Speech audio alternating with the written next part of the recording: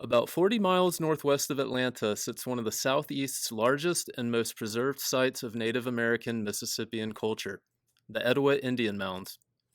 From 800 to 1600 AD, the Mississippians and closely related cultures were the dominant civilization of what is now the Midwestern and Southern United States. They built large earthen platform mounds, atop which sat temples, burial buildings, and homes for chiefs and priests. The Etowah Mounds are believed to have been home to the largest Native American settlement in the Etowah Valley region of North Georgia. I'm Craig with the Gwinnett County Public Library, and today we'll explore the remnants of the settlement at the Etowah Indian Mounds historic site in Cartersville, Georgia. Prior to the arrival of the Mississippians around 600 AD, the area was occupied by the Swift Creek, a culture that existed in parts of Georgia, Alabama, and northern Florida during the woodland period of North American pre-Columbian history.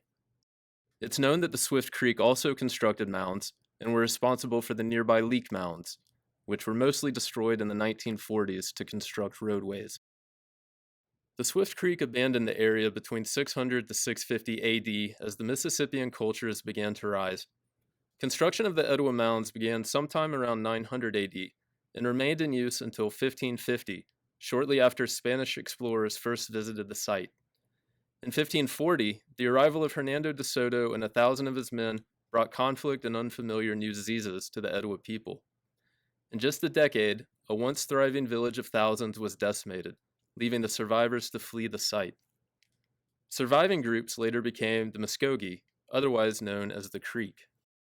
Following the forced displacement of native peoples from the land in the early 19th century during the infamous Trail of Tears, the Etowah Mound site came under the control of Colonel Lewis Tumlin through the Georgia Land Lottery. The Tumlin family used it for farmland until 1953, then sold a portion of it to the state of Georgia to be preserved as a landmark. It achieved its status as a National Historic Landmark in 1964. When you enter the site, two of the first features you'll encounter are the borrow pit and the defensive ditch. The pit and adjoining ditch formed where the Mississippians gathered, or borrowed, the earth used to construct the mounds. The ditch is nearly 10 feet deep and extends around the site's western, northern, and eastern edges, meeting the riverbank of the Etowah River, which forms the site's southern boundary. The depth and length of the pit and ditch made attacking the settlement difficult. Further defenses included a palisade of 12-foot-tall logs along the edge of the ditch, and towers facing the ditch that allowed the Etowah to fire projectiles at attackers. Today, the site features 3 large platform mounds named A, B, and C, and 3 much smaller ones labeled D, E, and F. As you begin to approach the mounds, you walk through what was once the village area, a space that was filled with huts that housed people and businesses. The huts were constructed in a method called wattle and daub, in which woven cane posts and lattice, or the wattle, are filled in with the daub, a mixture of red clay, grass, and water. In fact, a recreated wattle and daub hut sits near the entrance to the site.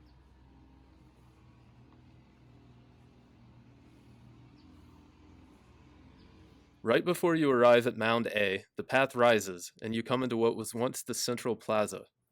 The plaza acted as something of a town square and center of the mound complex, in which ceremonies were held, goods were traded, and games like stickball were played.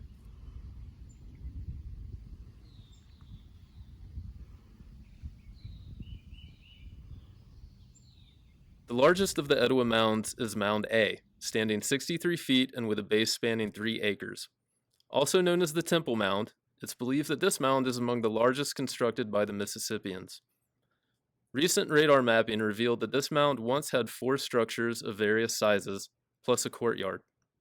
One of the structures would have been the temple in which the chief and his family lived, and from which they would preside over events in the plaza below.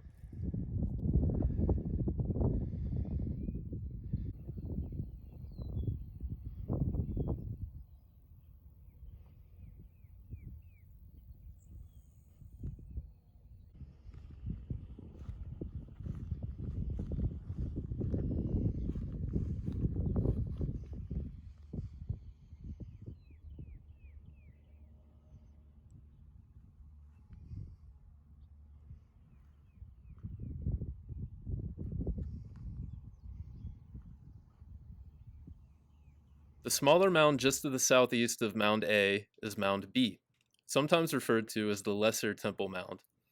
Built in phases between 1100 and 1325 AD, it housed a series of large structures thought to be where elite community members gathered.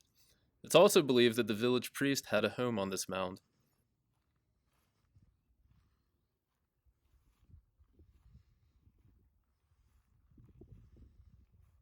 West of Mound B is Mound C, otherwise known as the Mortuary Mound.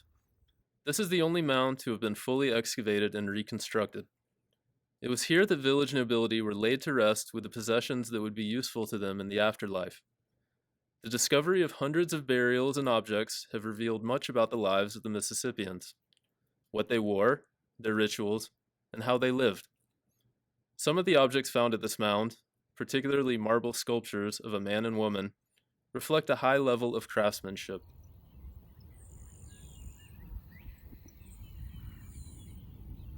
The three remaining non-platform mounds, D, E, and F, lay north and east of the central plaza, but are not accessible to the public. From these smaller mounds, excavators have found jewelry, tools, artwork, pipes, and weapons.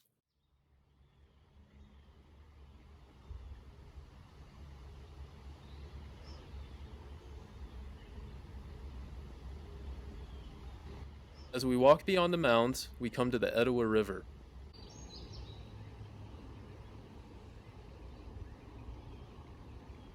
If you look close enough in the water, you may see the formation of stones called a fishing weir. The people of Etowah piled stones in the shape of a V to trap various types of fish, freshwater mussels, and even turtles to feed the village. Baskets would be placed at the narrow point of the V to catch the fish.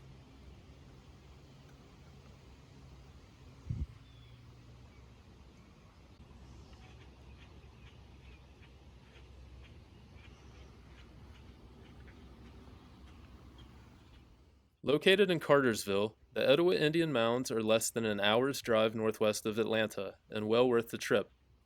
The site is open daily from 9 a.m. to 5 p.m., with admission ranging from $2 to $6 based on age. Visitors can tour the site museum to view and learn about the history of the mounds and the exciting archaeological discoveries made. Also, the site website lists a schedule of events hosted by the park related to the history of the mounds. We're very fortunate to have access to a major site of pre-Columbian Native American history in Metro Atlanta, and I encourage you to visit yourself if you're able. For more information about the Etowah Indian Mounds, explore the Digital Library of Georgia and New Georgia Encyclopedia, both of which can be found on the Digital Resources page of the Gwinnett County Public Library website. I hope you enjoyed, and thank you for joining me.